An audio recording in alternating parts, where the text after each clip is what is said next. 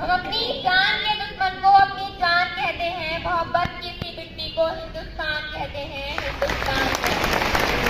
जो दुनिया में सुनाई दे उसे कहते हैं खामोशी, जो आंखों में दिखाई दे उसे तूफान कहते हैं। और ये जो दीवार का सुराख है साहब, ये जो दीवार का सुराख है, चाइना, अमेरिका और पाकिस्तान साजिशों का हिस्सा है, मगर हम इसे अपने घर का रोशनदान कहते हैं, रोशनदान कहते हैं। वनम सम्मानित निर्णायक मंडल के सदस्यों, सभा में उपस्थित सभी गणमान्य व्यक्ति, मैं हिमांशी देश प्रेम और राष्ट्र निर्माण के उपलक्ष्य पर अपने कुछ विचार आप सभी के साथ साझा करना चाहती हूँ। आजादी, आजादी का असली मतलब वही समझ सकता है जिसने कभी गुलामी की हो। हम सौभाग्यशाली हैं कि हमने स्वतंत्र भारत में जन्म लिया। यूं तो आजादी की लौ 1857 में ही चल चुकी थी, जो वर्षाल बनकर 1947 में हमारे देश को आजाद कराई। प्राचीन, मध्यकालीन और वर्तमान के उदाहरणों से स्पष्ट करना चाहूंगी कि जब हमारा देश फिरंगियों के फेरों में फंस गया था, तो रंग ने बसंती चोले की एक आवाज पर टोले के टोले उड़ाते थे और उनके वंदे मातरम के नारों से खून में आने वाला मौसम पीढ़ी का तूफान, अंग्रेज शासन में तूफान ला देता था। सब लोग मर जाते थे, मिट जाते थे, फांस चढ़ जाते थे, तो वो भी अपनी देशभक्ति साबित कर रहे होते थे, क्योंकि यह उस दौर की देशभक्ति कसौटी थी। 62, 65 और 71 के युद्धों में अपना सुहाग गवा देने वाली वो औरत, जब घर के हालात ये हो जाया करते थे कि प्यार भी भरपूर गया जब मांग का सिंदूर गया, नन्हे नौनी हालों की लंगोटियां चली गई, छोटी छोटी बेटियों की चोटियां चली गई, बाप की कमाई गई, भाई की पढ़ाई गई, ऐसा एक विस्फोट हुआ पता ही चला नहीं, पूरे जिस्म की ही कई बोटियां चली गई, पूरे जिस्म की ही कई बोटियां चली गई। और आपके लिए तो एक आदमी मरा है साहब, पर मेरे घर की तो रोटियां चली गई, पर मेरे घर की तो रोटियां चली गई।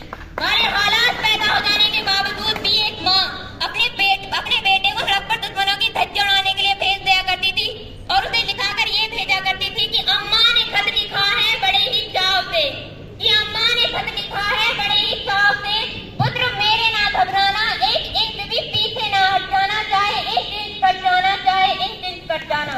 इस तरह पूरा परिवार अपनी देशभक्ति साबित कर रहा होता था। सब देश बलिदान मानता था, सब देश लड़ जाने को, मर जाने को, मिट जाने को, फांस से जाने को कहता था, किंतु आज देश लड़ जाने को नहीं कहता, आज देश मर जाने को, मिट जाने को, फांस से जाने को नहीं कहता, बल्कि मेरी नजरों में यदि कोई व्यक्ति अपना काम पूरी मेहनत, पूरी ईमानदारी, पूरी लगन के साथ करे तो वही सबसे बड़ा देशभक्त है। मैं नहीं मानती कि व्हाट्सएप और फेसबुक की डीपी को 3 रंग में रंगना देशभक्ति है। और यदि आप कहेंगे कि साल में हाथ से 2 बार तिरंगा लेना देशभक्ति है, तो मैं पूछना चाहूंगी कि फुटपाथ पर रहने वाला वो बच्चा ट्रैफिक की छांव में नंगे पांव तिरंगा बेच रहा होता है, तो क्या आप इसे उसकी देशभक्ति कहेंगे? नहीं, यह उसकी देशभक्ति नहीं, यह उसके पेट की भूख की शक्ति है जो उसे ऐसा करने पर मजबूर कर रही है। क्योंकि ना मस्जिद को जानते हैं, ना शिवालों को जानते हैं, ना मस्जिद को जानते हैं, ना शिवालों को जानते हैं। जो पेट के भूखे होते हैं वो सिर्फ भोजन के निवालों को जानते हैं, वो सिर्फ भोजन के निवालों को जानते हैं। अपने परिवार, अपने समाज के लिए समर्पण का भाव है देशभक्ति, और हर देशद्रोही के जीवन में आने वाला तूफान है देशभक्ति, ताकि हर देशद्रोही ये समझ सके कि अगर तू परिंदा है तो ये आसमान तेरा है, अगर तू दरिंदा है तो ये शमशान तेरा है, भाईचारे से रहना है तो रहे ही जमीन पर, वरना ये कब्र भी तेरी है और यही कब्रिस्तान तेरा है, और यही कब्रिस्तान तेरा है। लेकिन एक देशद्रोही से ज्यादा देशभक्ति तब बात होती है जब एक बेटा अपने बूढ़े माँ बाप को वृद्धाश्रम की चौखट पर छोड़ाता है, वृद्धाश्रम की चौखट पर छोड़ाता है। कहाँ उठती है वो देशभक्ति जब मुसीबत में फंसे लोगों की जान बचाने से ज्यादा हम सेल्फी लेकर अपने लाइक बढ़ाने में लगे रहते हैं। आज के इस दौर में वो युवा जिस पर जिम्मेदारी थी अपने देश, अपने समाज की आशाओं को बांधे रखने की, वही युवा अपनी 4x4 की छोटी सी स्क्रीन पर अपनी कोमल उंगलियों पर तन्मात्र से अपने भावनाओं की इमोजियां भेज रहा होता है। हम नहीं कैसे समाज में जीते हैं जहाँ लड़कों से बात करता देख तो भाई हड़काते हैं, जहाँ लड़कों से बात करता देख तो भाई हड़काते हैं, वही भाई अपनी गर्लफ्रेंड कितने घर में हंस के सुनाते हैं। और मैं बता दूं, महिला सुरक्षा के मामले में आज भी 4थे नंबर पर आते हैं। और हम नहीं कैसे समाज में जीते हैं जहाँ पत्थर की मूर्त को लगाए जाते हैं 56 भोग, भूखे नंगे तड़पते सो जाते हैं लोग, भूखे नंगे तड़पते सो जाते हैं लोग। मजदूर को मजदूर समझिए, मजबूर नहीं, गरीब को काम दीजिए, दान नहीं, और दान देने के इतने ही इच्छुक है तो जीते जी रक्तदान दीजिए, और मरने के बाद अंगदान देकर किसी मरते हुए को जीवन दान दीजिए। यही सच्ची देशभक्ति और राष्ट्र प्रेम है। ना रब मेरा है, ना सरकार मेरी है, ना रब मेरा है, ना सरकार मेरी है, ना रब मेरा है,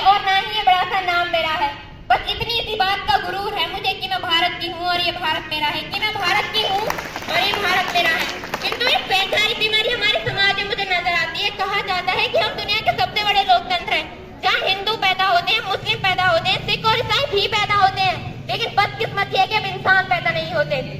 ना हिंदू की जरूरत है, ना मुसलमान की जरूरत है। राष्ट्र निर्माण के लिए सिर्फ एक अच्छे इंसान की जरूरत है, सिर्फ एक अच्छे इंसान की जरूरत है।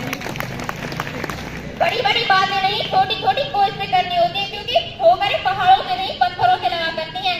I being an Indian, I being a student, I being a simple daughter of this motherland feel proud to be an Indian। और मैं सैल्यूट करना चाहूंगी देश के हर उस जवान को जो हमारी रक्षा में दिन रात खड़े, पुलिस प्रशासन और किसान को, जिनके बिना राष्ट्र निर्माण की कल्पना करना भी असंभव सा लगता है। हमारा राष्ट्र निर्माण तब संभव होगा जब हम सब मिलकर एक साथ प्रयास करेंगे, क्योंकि हमारे देश की जिम्मेदारी नहीं है हमें आगे ले जाना, बल्कि हमारी जिम्मेदारी है अपने देश को आगे ले जाना। तो अंत में बस मैं यही कहना चाहूंगी कि हमारा हिंदुस्तान महान था, महान है, महान रहेगा। हमारा हिंदुस्तान महान था, महान है, महान रहेगा। होगा हौसला सबके दिलों में बुलंद, एक दिन पाकिस्तान